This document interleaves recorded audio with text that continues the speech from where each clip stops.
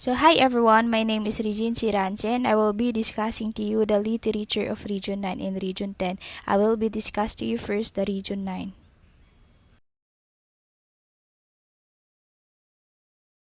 So here the first one, the literature author of Region 9, Emigdio Alvarez Enriquez, born in 1925, pure Filipino, a novelist, story writer, and playing with. At the age of 20, he started writing, and his famous works is The Devil Flower. The Devil Flower is published in 1959, and this is the famous work of Emigdio Alvarez Enriquez, and I will discuss to you the summary of this story. So here's the summary. Infused with sensuality and drama, the book is a rich portrayal of cultural traditions, love, tragedy, religion, violence, and characterizing Filipino society in the early 20th century. What inspired the author to write this story?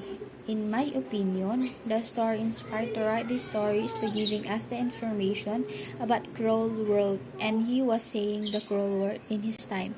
I think that he write this story it is because he saw the people more on sexuality, tragedy, love, political, religious, and so many on.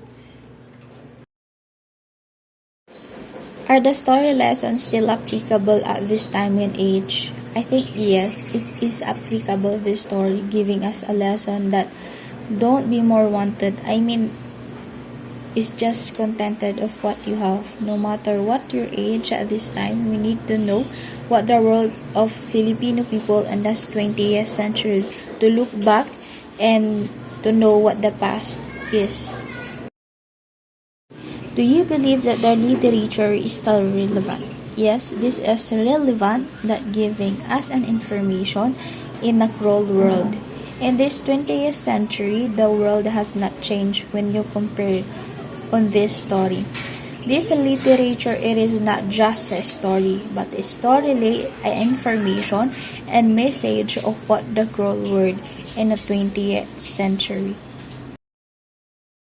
So next, I will discuss to you the literature author of Region 10.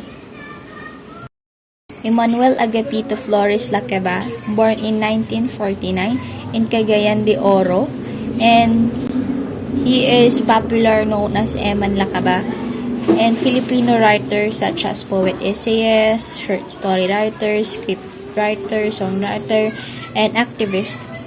And he referred a poet warrior on the Philippines. Open letter to Filipino artists by Emmanuel Agapito Flores Lacaba. In short, the summary, the three line there, this line speaks of self-redefinition and realignment, that Filipino possess the law and agency to define themselves anew.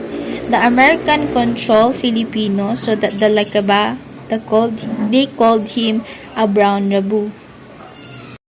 What inspired the author to write this story? In my opinion, it is how us that the white people want to control the Filipino people. And he wants to know the world what the attitude of white people. Are the story's lessons still applicable at this time and age?